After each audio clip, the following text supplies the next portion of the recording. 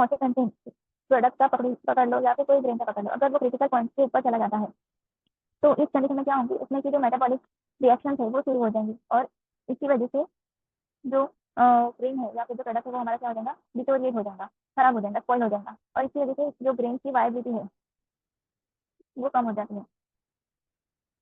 और agriculture product जो भी है वो सारे हाइड्रोस्कोपिक इन नेचर है, इसलिए इसका time to time moisture content check करना जरूरी होता है फॉर लॉन्ग स्टोरेज, इसलिए मॉइस्चर कंटेंट का कॉन्सेप्ट इंपॉर्टेंट है। तो मॉइस्चर कंटेंट हम लोग कैसे मेजर करते हैं, मतलब किसे बोलेंगे मॉइस्चर कंटेंट, तो अमाउंट ऑफ मॉइस्चर और अमाउंट ऑफ वाटर भी बोल सकते हैं, amount of moisture in a product, है ना, प्रेजेंट इन अ प्रोडक्ट। अभी ये कैसे मतलब हम लोग देखेंगे, मतलब कैसे निकालेंगे। तो amount of moisture in a product is given on the basis of weight of water, is given on the basis of weight of water, ठीक है, प्रोडक्ट में से। अभी ये जो मॉइस्चर कंटेंट हम लोग निकालते हैं वो दो टाइप से निकालते हैं, एक है वेट बेसिस और दूसरा है ड्राई बेसिस। तो वेट बेसिस को अगर हम निकालना है तो हम लोग पहले सबसे पहले वेट बेसिस का फॉर्मूला देखेंगे, वेट बेसिस मॉइस्चर कंटेंट। तो जब हम लोग वेट बेसिस का निकालते हैं तो पहले लेंगे wait of water divided by weight of sample into 100। और अगर हमें ड्राई बेसिस का निकालना है तो on the basis of dry basis, तो dry basis is equal to weight of water divided by weight of dry matter into 100। दोनों में डिफरेंस क्या है, पहले इसमें वेट ऑफ सैंपल है, दूसरे इसमें वेट ऑफ ड्राई मैटर है। और हमें याद रखना है ड्राई बेसिस मॉइस्चर कंटेंट हमेशा वेट बेसिस से बड़ा होता है।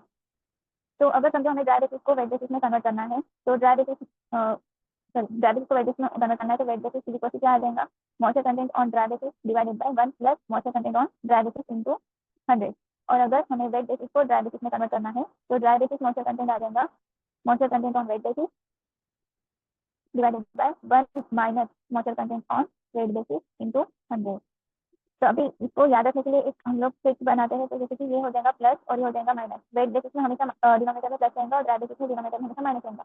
तो अभी हमें पता है कि न्यूमरेटर और डिनोमिनेटर के फॉर्म में ये इक्वेशन है, तो जब भी डिनोमिनेटर बड़ा होता है तो हमारा आंसर जो होता है वो छोटा होता है, और डिनोमिनेटर अगर छोटा होता है तो आंसर हमेशा हमारा बड़ा होता है। तो उस तरह से हम लोग याद रख सकते हैं, क्योंकि हमें पता है कि ड्राई बेसिस हमेशा बड़ा है, इसका आंसर हमें बड़ा चाहिए, इसलिए यहाँ पे माइनस रहेगा। और वेट बेसिस का हमेशा ड्राई बेसिस से छोटा रहता है, इसलिए यहाँ पे हम लोग प्लस यूज करेंगे, प्लस से ये क्वांटिटी नीचे की बढ़ जाएंगी और यहाँ पे माइनस से क्वांटिटी कम हो जाएंगी। तो हम लोग मैथमेटिक्स से ये रूल से वो याद रख सकते हैं, ठीक है। तो ये इंपॉर्टेंट है फॉर्मूले जो हमें न्यूमेरिकल सॉल्व करने के टाइम भी काम आते हैं और जनरली एमसीक्यूज में भी ये क्वेश्चन पूछे जाते हैं। तो ये हो गया वेट बेसिस मॉइस्चर कंटेंट निकालना और ड्राई बेसिस मॉइस्चर कंटेंट निकालना। अभी मॉइस्चर कंटेंट हमें निकालना है किसी प्रोडक्ट का, है ना, तो उसमें उसके लिए हम लोग कौन सी मेथड यूज करेंगे ना। ये तो समझो बेसिस हो गई, तो इस बेसिस से निकालने के लिए कोई ना कोई मेथड से जरूर होंगे। तो वो जो अलग अलग मेथड है तो वो हमें कौन से मेथड के थ्रू वो मॉइस्चर कंटेंट निकालना है और सर्टेन प्रोडक्ट को किस तरह से डिटरमाइन करेंगे, तो उसके कुछ 6 फैक्टर्स है, वो भी कभी कभी पूछे जाते हैं। तो वो 6 फैक्टर्स में का पहला है कि जो प्रोडक्ट है उसमें का जो पानी है वो कौन से फॉर्म में प्रेजेंट है, form in which water is present in product. Then दूसरा है कि उसमें का जो पानी हो कितना है, relative amount of water, relative amount of water. ये सब फैक्टर्स किस लिए है, डिटर्मिनेशन ऑफ मेथड, ठीक है, कौन से मेथड हमें यूज करनी है वाटर मॉइस्चर कंटेंट निकालने के लिए।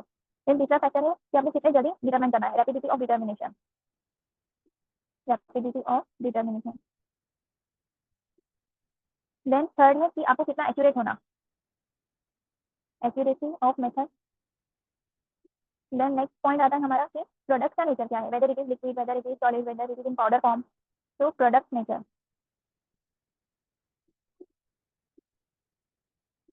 वो प्रोडक्ट ऑक्सीडाइज होता है जल्दी से या डिकम्पोज जल्दी हो जाता है, वो भी हमें ध्यान में रखना होता है। और लास्ट है कॉस्ट ऑफ इक्विपमेंट। तो इन सभी चीजों को ध्यान में रखते हुए हमें मेथड डिसाइड करनी होती है। तो दो मेथड है इंपॉर्टेंट, 2 मेथड है और उसके अंदर अलग अलग सब हेड्स है।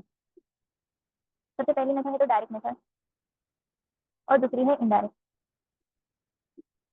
अभी ये जो डायरेक्ट मेथड है वो मोस्टली रिसर्च वर्क के लिए यूज होती है, तो it is use by research worker.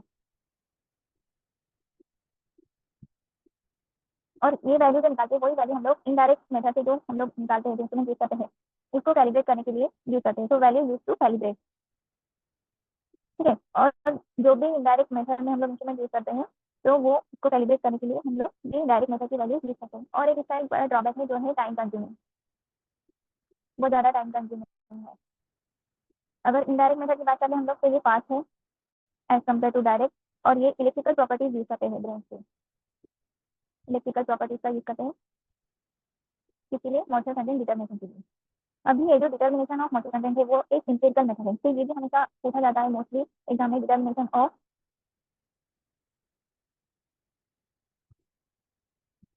Moisture content is which method, तो ये एक एम्पिरिकल मेथड है। ठीक है, तो अभी हम लोग सबसे पहले डिस्कस करेंगे डायरेक्ट मेथड।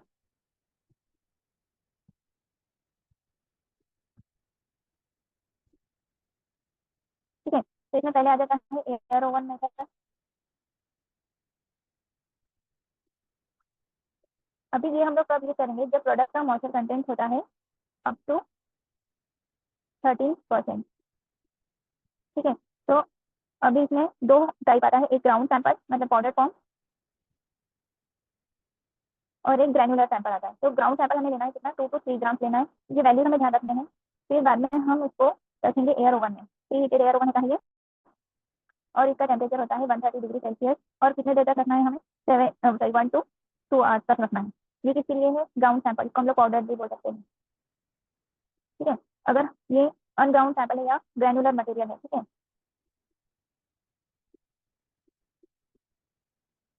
तो सैंपल साइज हमारी कितने देंगे, 25 से 30 ग्राम। फिर उसे हम लोग एयर ओवन में रखेंगे और टेम्परेचर हो जाएगा हमारा 100 डिग्री सेल्सियस, और टाइम हमारा बच जाता है 72 to 96 आवर्स।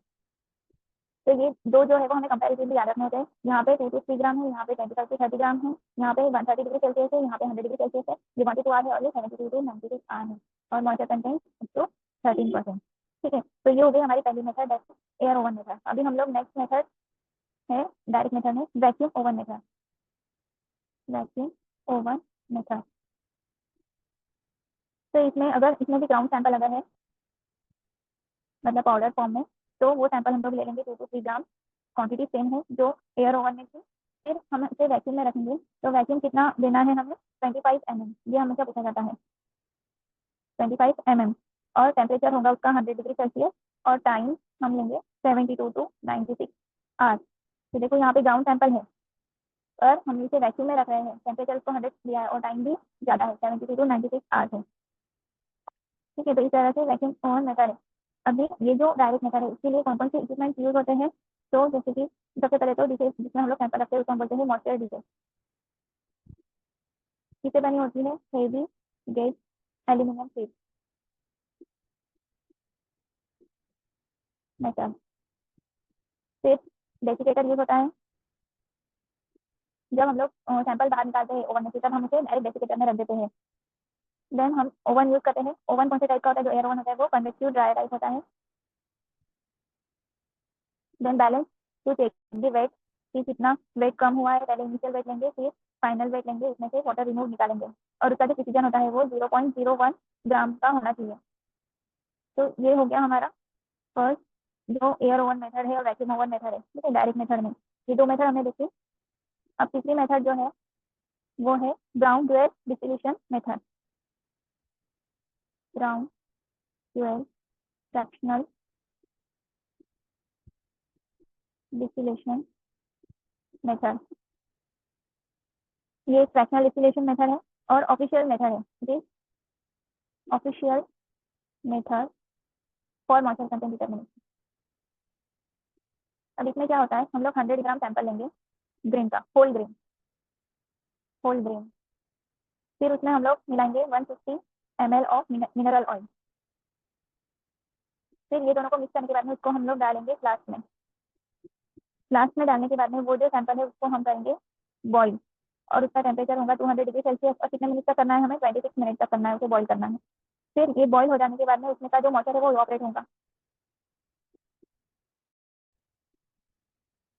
इवापोरेट हो जाने के बाद में वो मॉइस्चर हम लोग कलेक्ट करेंगे एक सिलेंडर में जो ग्रेजुएटेड होगा।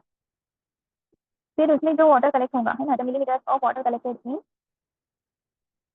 सिलेंडर, तो वो हमारा हो जाएगा मॉइस्चर कंटेंट।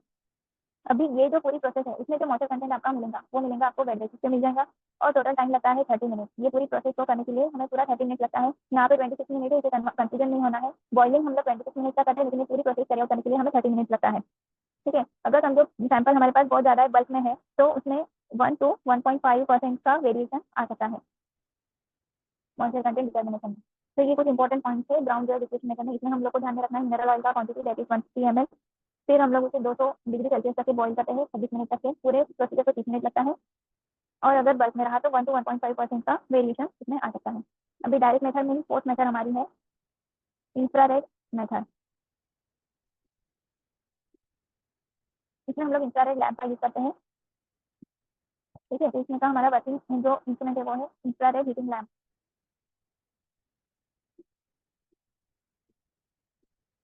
अभी इसमें क्या क्या लगेगा हमें, सबसे पहले तो बैलेंस वेट काउंट करने के लिए, फिर pan counter, balance by fix wait,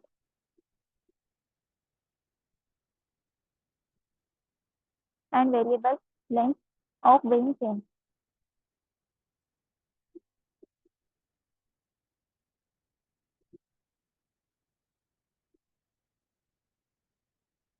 अभी जो लैम्प है वो एक आर्म पे माउंट किया रहता है, मतलब जो पैन रखा होता है, सपोज ये पैन है तो उसके आर्म पे यहाँ पे एक लैम्प माउंट किया रहता है। ठीक है, जो मॉइस्चर कंटेंट है वो कैलिब्रेट की हुई स्केल वहाँ पे लगाई हुई रहती है, यहाँ पे एक स्केल लगाई हुई रहती है जो कैलिब्रेटेड होती है मॉइस्चर कंटेंट से।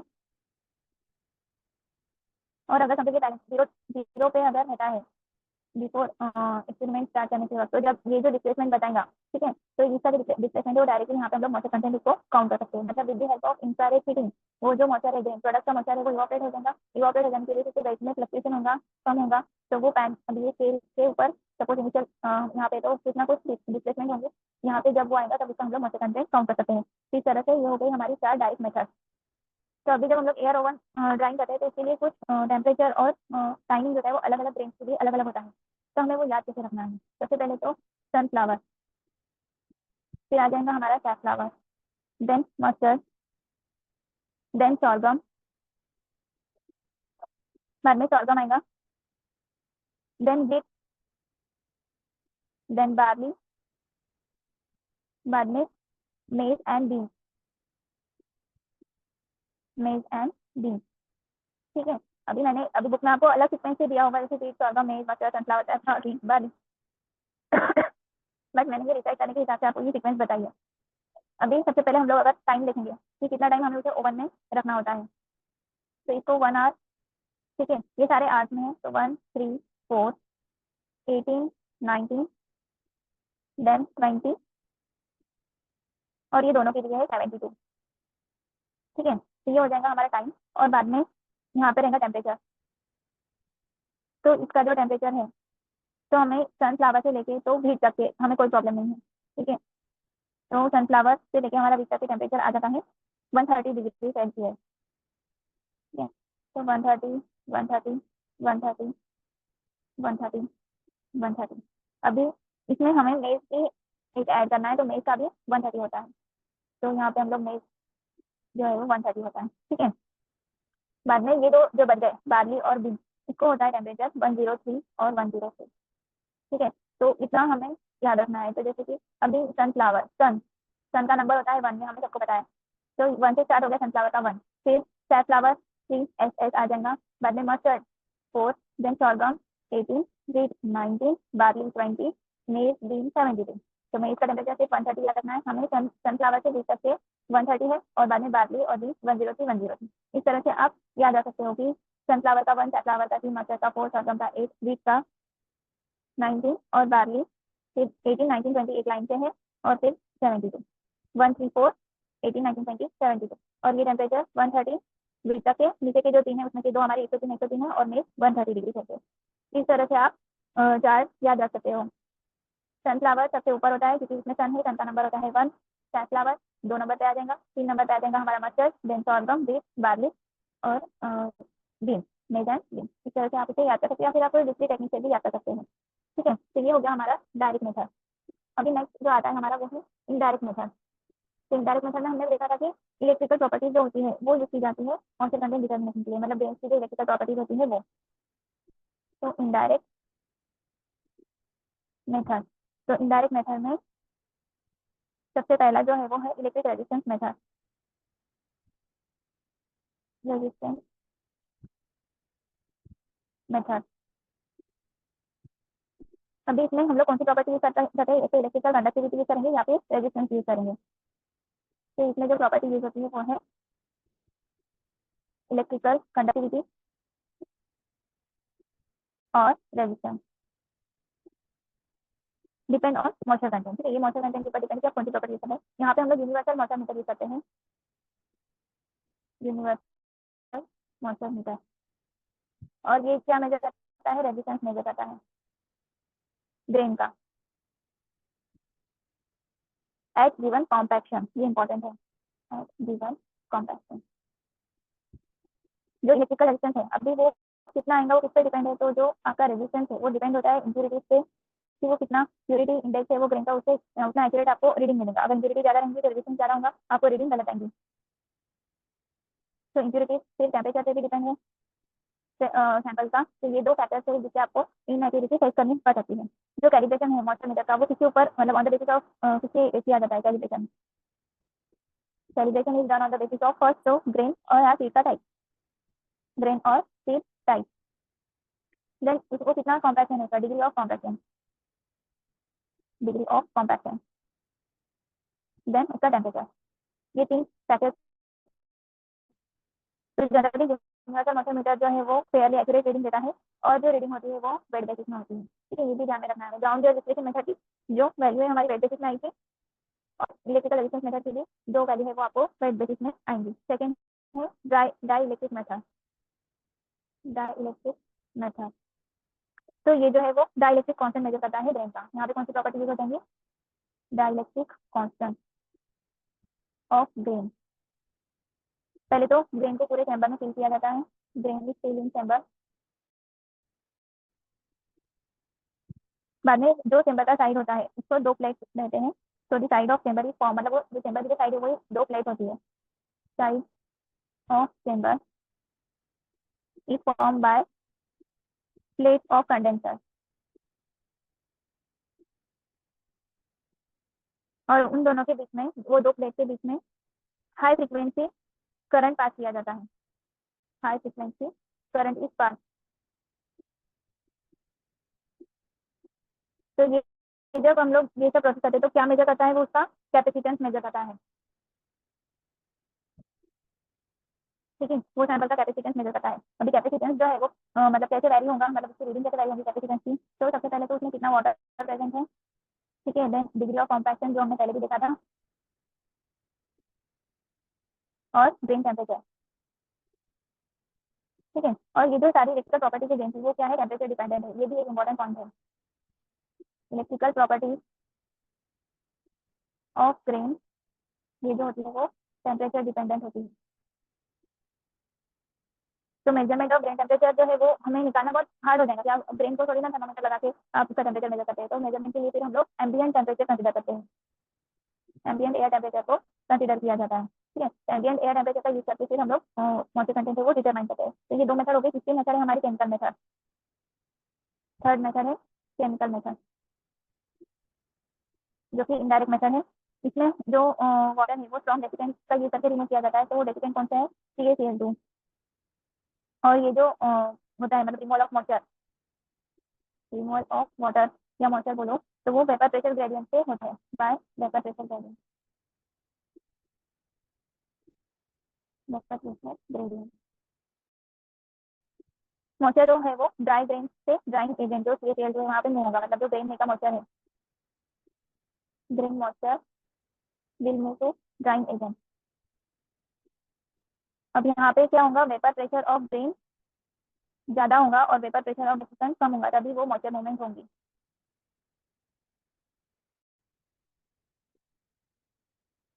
Hydration of salt is accompanied by evolution of. अब ये जब प्रोसेस होती है मॉइस्चर मूवमेंट जब होता है तब उसमें से क्या होता है, हीट इवॉल्व होता है।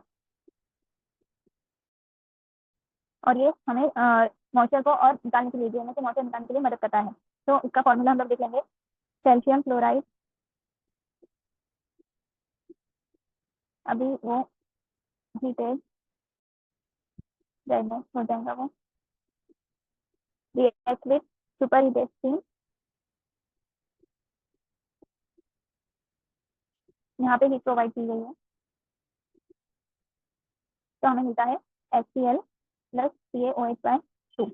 ठीक है। अगर हम लोग इसका केमिकल फॉर्मूला देखेंगे, ये प्रोसेस होगी, तो इसका फॉर्मूला में देखेंगे CaCl2 प्लस ट्वाइस H2O, 3 दिया है ना हमें, 3 दिया है, तो ये कन्वर्ट हो जाएगा CaOH/2 प्लस ट्वाइस HCl, ये हो जाएगा कैल्शियम हाइड्रोक्साइड। ठीक है। अभी कभी कभी कैल्शियम कार्बाइड यूज किया जाता है केमिकल मेथड में, ये हो गया CaCl2 का यूज करते हैं।